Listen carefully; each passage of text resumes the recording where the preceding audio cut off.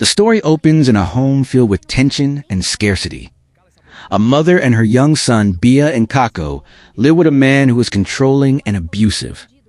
When Kako asks for food, the man refuses to share their meal, cruelly dismissing the mother and son.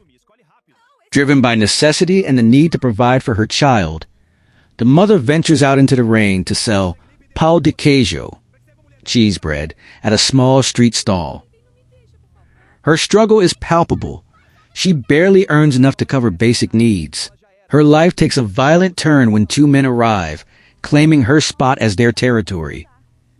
They demand the money she earned for her son, and when she desperately pleads to keep it, they beat her and leave her broken on the ground. While the mother lies in the hospital, recovering from her injuries, her abuser continues his cold-hearted behavior.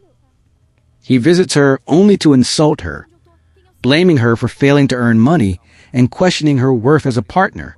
In a heartbreaking turn, he removes her from the hospital, taking the child away from his mother and abandoning her on the streets, leaving her locked out and physically unable to care for herself as she struggles with a cast and crutches.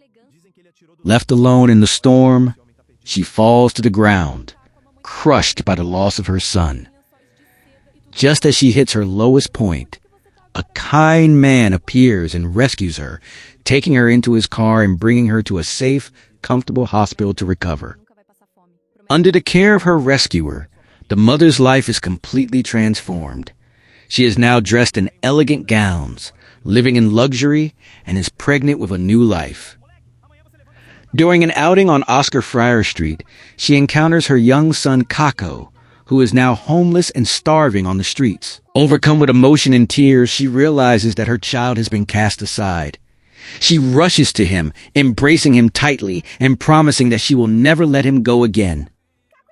As the mother and her son share this tearful, emotional reunion, the abusive man watches from the shadows hidden behind a wall. He smiles with a sinister intent, signaling that his malevolence remains, leaving the viewer to wonder what future threats he may pose to their newfound happiness.